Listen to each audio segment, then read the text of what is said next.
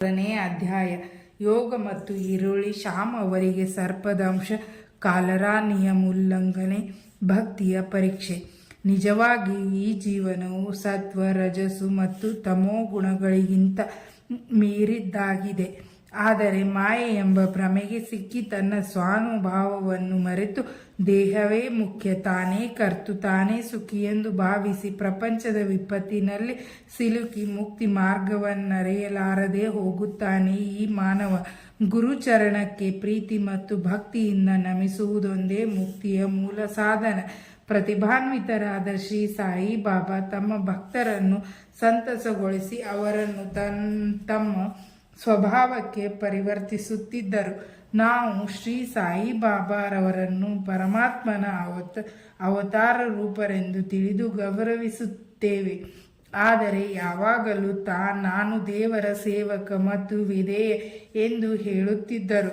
ಅವರು ಅವತಾರ ರೂಪಿಗಳಾಗಿ ಜನರಿಗೆ ತಮ್ಮ ಧರ್ಮಗಳನ್ನು ಚಾಚೂ ತಪ್ಪದೆ ಪಾಲಿಸಿಕೊಂಡು ಬರಬೇಕೆಂದು ಹೇಳಿ ಅವರನ್ನು ಸನ್ಮಾರ್ಗ ಪ್ರವರ್ತಕರನ್ನಾಗಿ ಮಾಡಲು ಶ್ರಮಿಸಿದರು. ಅವರು ಯಾರೊಡನೆಯೂ ಪೈಪೋಟಿ ಮಾಡುತ್ತಿರಲಿಲ್ಲ ಮತ್ತು ಯಾರನ್ನು ನಿಂದಿಸುತ್ತಿರಲಿಲ್ಲ. ಸಕಲ ಚರಾಚರಗಳಲ್ಲಿ ಪರಮಾತ್ಮನನ್ನು ಕಂಡು ಅವರಲ್ಲಿ ವಿನಯ ನಮ್ರತೆಗಳಿದ್ದವು.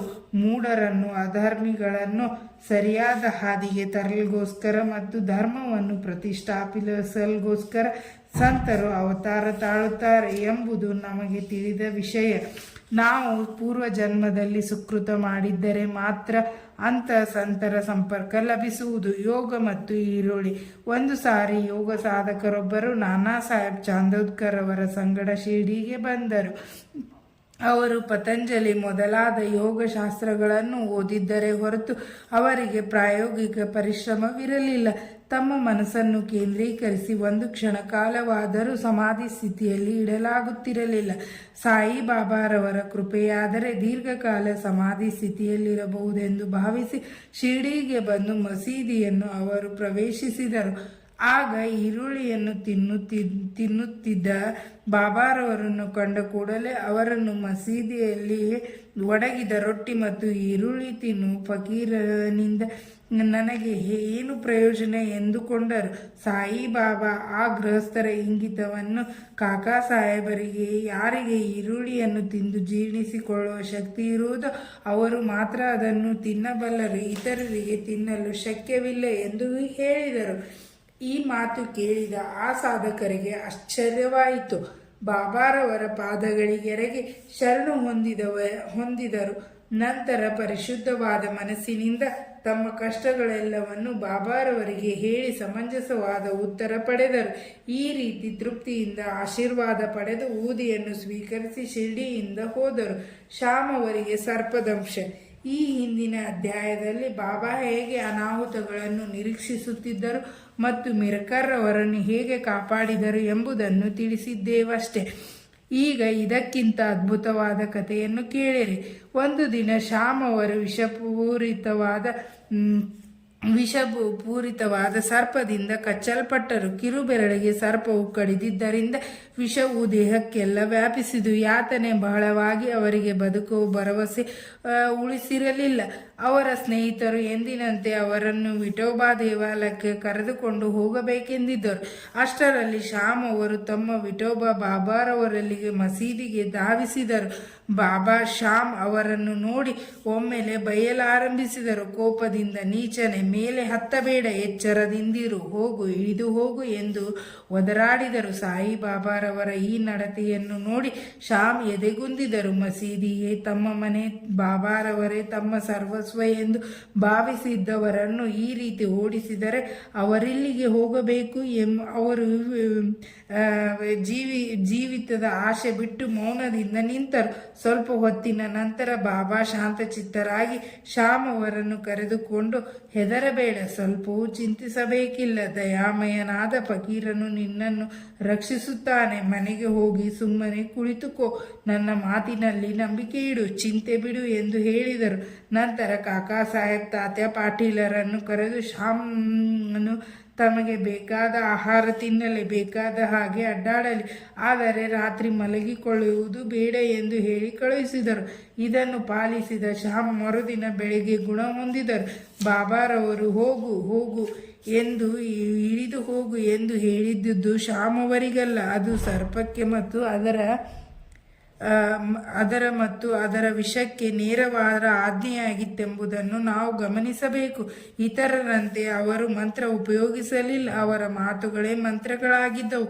ಯಾರು ಈ ಕಥೆಯನ್ನಾಗಲಿ ಅಥವಾ ಇದೇ ತರಹದ ಬೇರೆ ಕಥೆಯನ್ನಾಗಲಿ ಹೇಳುವರೋ ಅವರಿಗೆ ಬಾಬಾರವರಲ್ಲಿ ದೃಢ ನಂಬಿಕೆ ಉಂಟಾಗುವುದು. ಈ ಮಾಯೆ ಎಂಬ ಸಂಸಾರ ಸಾಗರವನ್ನು ದಾಟಲು ಸುಲಭವಾದ ಸಾಧನವೆಂದರೆ ಸಾಯಿಬಾಬಾರವರ ನಾಮಸ್ಮರಣೆ, ಕಾಲರಾನಿಯ ಉಲ್ಲಂಘನೆ.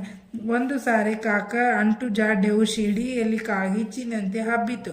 ಗ್ರಾಮವಾಸಿಗಳು ಶಿರ್ಡಿ ಮತ್ತಿತರ ಅಕ್ಕಪಕ್ಕದ ಊರುಗಳ ನಡುವೆ ಇದ್ದ ಸಾರಿಗೆ ಸಂಪರ್ಕಗಳನ್ನು ಕಡಿದು ಹಾಕಿದರು.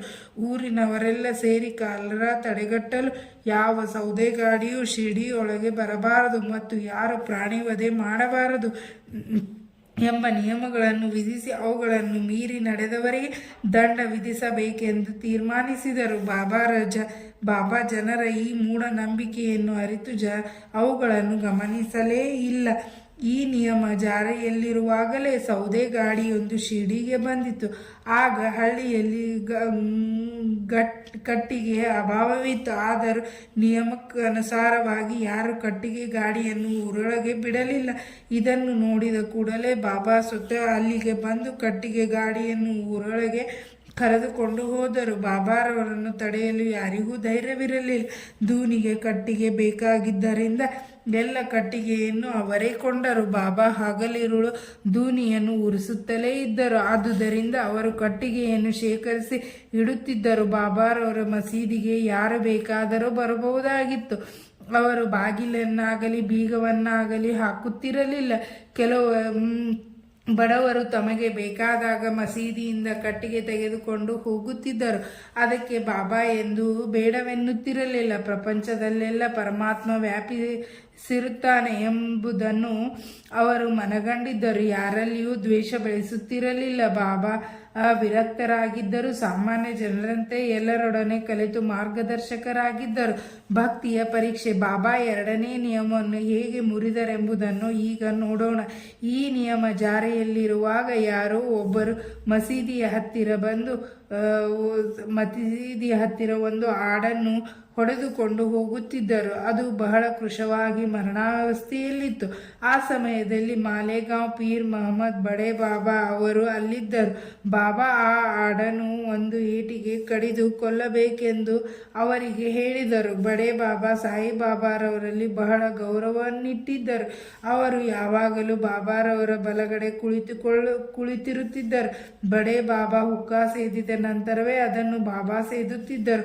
ಮಧ್ಯಾಹ್ನದ ಊಟದ ಸಮಯದಲ್ಲಿ ಎಲೆ ಬಡಿಸಿದ ನಂತರ ಬಾಬಾರವರು ಬಡೆ ಬಾಬಾರವರನ್ನು ಕರೆದು ಪಕ್ಕದಲ್ಲಿ ಕೂಡಿಸಿಕೊಂಡು ಊಟ ಮಾಡುತ್ತಿದ್ದರು. ಬಾಬಾ ತಾವು ಪಡೆದ ದಕ್ಷಿಣೆಯಿಂದ ಪ್ರತಿದಿನವೂ ಅವರಿಗೆ 50 ರೂಪಾಯಿಗಳನ್ನು ಕೊಡುತ್ತಿದ್ದರು. ಬಡೆ ಬಾಬಾ ಮಸೀದಿಯಿಂದ ಹೊರಡುವಾಗ ಸ್ವಲ್ಪ ದೂರ ಅವರನ್ನು ಹಿಂಬಾಲಿಸಿ ಹೋಗಿ ಬೀಳ್ಕೊಡುತ್ತಿದ್ದರು. ಅವರ ಮೇಲೆ ಅಷ್ಟೊಂದು ಬಾಬಾರವರ ಪ್ರೀತಿ, ವಿಶ್ವಾಸ ಮತ್ತು ಆದರ. ಬಾಬಾರವರನ್ನು ಆಡನ್ನು ವಧಿಸು ಎಂದು ಹೇಳಿದ್ದುದನ್ನು ಕೇಳಿ ಅವರು ಕಾರಣವಿಲ್ಲದೆ ಅದನ್ನೇಕೆ ವಧಿಸಬೇಕು ಎಂದು ಹೇಳಿ ನಿರಾಕರಿಸಿದರು. ನಂತರ ಬಾಬಾ ಶ್ಯಾಮ್ ಅವರಿಗೆ ಆಜ್ಞಾಪಿಸಿದರು. ಶ್ಯಾಮ್ ಕೂಡಲೇ ರಾಧಾಕೃಷ್ಣ ಮಾಯೆ ಬಳಿಗೆ ಹೋಗಿ ಚೂರಿಯನ್ನು ತಂದು ಬಾಬಾರವರ ಮುಂದಿಟ್ಟರು. ರಾಧಾಕೃಷ್ಣ ಮಾಯೆಗೆ ಸಮಾಚಾರ ತಿಳಿಯಿತು. ಆದುದರಿಂದ ಅವರು ಶ್ಯಾಮ್ ಅವರನ್ನು ಕರೆದು ಚೂರಿಯನ್ನು ಮರಳಿ ಕೊಡುವಂತೆ ಹೇಳಿದಳು. ಶ್ಯಾಮ್ ಬೇರೆ ಚೂರಿಯನ್ನು ತೆಗೆದುಕೊಂಡು ಬರುವೆನೆಂದು ಹೇಳಿ ಹೊರಟು ಹೋಗಿ ಹಿಂದಿರುಗಲೇ ಇಲ್ಲ. ನಂತರ ಕಾಕಾ ಸಾಹೇಬರ ಸರತಿ ಬಂದಿತು. ಅವರು ಪುಟವಿಟ್ಟ ಚಿನ್ನ, ಆದರೂ ಪರೀಕ್ಷಿಸಲೇಬೇಕಿತ್ತು. ಬಾಬಾರವರ ದೀಕ್ಷಿತರ ಕೈಗೆ ಚೂರಿ ಕೊಟ್ಟು ಆಡನ್ನು ವಧಿಸಲು ಆಜ್ಞೆ ಮಾಡಿದರು. ಕೂಡಲೇ ಕಾಕಾ ಆಜ್ಞೆ ಪಾಲಿಸಲು ಸಿದ್ಧರಾದರು. ಕಾಕಾ ಸಾಹೇಬ್ ಶುದ್ಧ ಬ್ರಾಹ್ಮಣರು. ಪ್ರಾಣಿ ವಧೆ ಅವರಿಂದ ಕನಸಿನಲ್ಲಿಯೂ ಆಗದ ಮಾತು. ಹಿಂಸಾತ್ಮಕ ವಿಚಾರಗಳಿಗೆ ಹಿಂಜರಿಯುತ್ತಿದ್ದ ಅವರು ಆಡನ್ನು ವಧಿಸಲು ನಿಶ್ಚಯ ಮಾಡಿದರು. ಅಲ್ಲಿದ್ದವರೆಲ್ಲರೂ ಮಹಮ್ಮದೀಯರಾದ ಬಡೆ ಬಾಬಾರವರೇ ಸಮ್ಮತಿಸಲಿಲ್ಲ. ಈ ಅಂಜುಬುರುಕ ಬ್ರಾಹ್ಮಣ ಹೇಗೆ ಸಮ್ಮತಿಸಿದರು ಎಂದು ಅಚ್ಚರಿಗೊಂಡರು. ದೋತರ ಏರಿಸಿ ಕೈಯನ್ನು ಮೇಲಕ್ಕೆತ್ತಿ ಬಾಬಾರವರ ಕೊನೆ ಆಜ್ಞೆಯನ್ನು ಕಾಕಾ ನಿರೀಕ್ಷಿಸುತ್ತಿದ್ದರು. ಆಗ ಬಾಬಾ ಏನು ಯೋಚಿಸುತ್ತಿರುವೆ, ಕೊಲ್ಲು ಎಂದು ನುಡಿದರು. ಆಗ ಕಾಕಾ ತಕ್ಷಣ ಆಡಿ ಹೊಡೆಯವರಲ್ಲಿದ್ದರು. ಕೂಡಲೇ ಬಾಬಾ, ನಿಲ್ಲು, ನೀನೆಷ್ಟು ಕಠಿಣ ಹೃದಯದವನು, ಅದನ್ನೇಕೆ ಕೊಲ್ಲುವೆ ಎಂದು ಅವರನ್ನು ತಡೆದರು. ಆಗ ಕಾಕಾ ಸಾಹೇಬರು ಚೂರಿಯನ್ನು ಕೆಳಗೆ ಇಟ್ಟು, ಬಾಬಾ, ನಿಮ್ಮ ಅದ್ಭುತ ವಾಣಿಯೇ ನಮಗೆ ಶಾಸನ. ನಮಗೆ ಇತರ ನಿಯಮಗಳು ತಿಳಿದಿಲ್ಲ. ನಾವು ನಿಮ್ಮನ್ನೇ ನಂಬಿರುವೆವು. ಯಾವುದು ಹಿತಕರ ಮತ್ತು ಯಾವುದು ಅಹಿತಕರ ಎಂಬ ಬಗ್ಗೆ ನಮಗೆ ಪರಿವೇ ಇಲ್ಲ ಮತ್ತು ಅದನ್ನು ಚಿಂತಿಸುವ ಗೊಡವೆಗೂ ಸಹ ನಾವು ಹೋಗುವುದಿಲ್ಲ. ಗುರುವಿನ ಆಜ್ಞೆಯಂತೆ ಚಾಚೂ ತಪ್ಪದೆ ನಡೆದುಕೊಳ್ಳುವುದೇ ನಮ್ಮ ಧರ್ಮ ಎಂದರು. ಆಗ ಬಾಬಾ ತಾವೇ ಅದರ ಆಹುತಿಯನ್ನು ಮಾಡುವೆನೆಂದು ಹೇಳಿದರು. ಫಕೀರನು ತಂಗುವ ತನಿಖಾ ಎಂಬ ಸ್ಥಳದಲ್ಲಿ ಅದರ ಆಹುತಿ ಮಾಡಬೇಕೆಂದು ಎಲ್ಲರೂ ನಿರ್ಧರಿಸಿದರು. ಆದರೆ ಅದು ಮಾರ್ಗದಲ್ಲಿಯೇ ಮರಣ ಹೊಂದಿತು. ಹೇಮಾಡ ಪಂತರು ಶಿಷ್ಯರನ್ನು ಈ ಕೆಳಕಂಡಂತೆ ವಿಂಗಡಿಸಿ ಈ ಅಧ್ಯಾಯವನ್ನು ಮುಗಿಸಿರುತ್ತಾರೆ. ಉತ್ತಮ, ಮಧ್ಯಮ ಮತ್ತು ಸಾಮಾನ್ಯ. ಗುರುವಿಗೆ ಏನು ಬೇಕು ಎಂಬುದನ್ನರಿತು ಅವರ ಆಜ್ಞೆಗಾಗಿ ಕಾಯದೆ ಅವರ ಸೇವೆ ಮಾಡುವವರು ಮೊದಲನೇ ವರ್ಗಕ್ಕೆ ಸೇರಿದವರು. ಅವರ ಆಜ್ಞೆಯನ್ನು ಬರೀ ಪಾಲಿಸುವವರು ಎರಡನೇ ವರ್ಗಕ್ಕೆ ಸೇರಿದವರು. ಗುರುವಿನ ಆಜ್ಞೆಯನ್ನು ಪಾಲಿಸದವರು ಮತ್ತು ತಮ್ಮ ಕರ್ತವ್ಯವನ್ನು ಮುಂದೂಡುವವರು ಮೂರನೇ ವರ್ಗಕ್ಕೆ ಸೇರಿದವರು. ಶಿಷ್ಯರಿಗೆ ಗುರುವಿನಲ್ಲಿ ದೃಢವಾದ ನಂಬಿಕೆ ಇರಬೇಕು. ಆಗ ಅವರು ತಾಳ್ಮೆಯಿಂದ ಆಧ್ಯಾತ್ಮಿಕ ಗುರಿಯನ್ನು ಮುಟ್ಟಲು ಸಾಧ್ಯವಾಗುವುದು. ಅವರಿಗೆ ಹಠ, ಯೋಗ ಮತ್ತು ಇತರ ಯೋಗಾಧ್ಯಯನಗಳ ಅವಶ್ಯಕತೆ ಇರುವುದಿಲ್ಲ. ಇಂಥ ಭಕ್ತರು ಬಹು ಶೀಘ್ರವಾಗಿ ಮುಕ್ತಿ ಮಾರ್ಗವನ್ನು ಕ್ರಮಿಸುವವರು. ಮುಂದಿನ ಅಧ್ಯಾಯದಲ್ಲಿ ಬಾಬಾರವರ ಹಾಸ್ಯ ಮತ್ತು ವಿನೋದವನ್ನು ನೋಡೋಣ. ಶ್ರೀ ಸಾಯಿ ಪ್ರಣಾಮ. ಇಲ್ಲಿಗೆ 23ನೇ ಅಧ್ಯಾಯ ಮುಕ್ತಾಯವಾಯಿತು.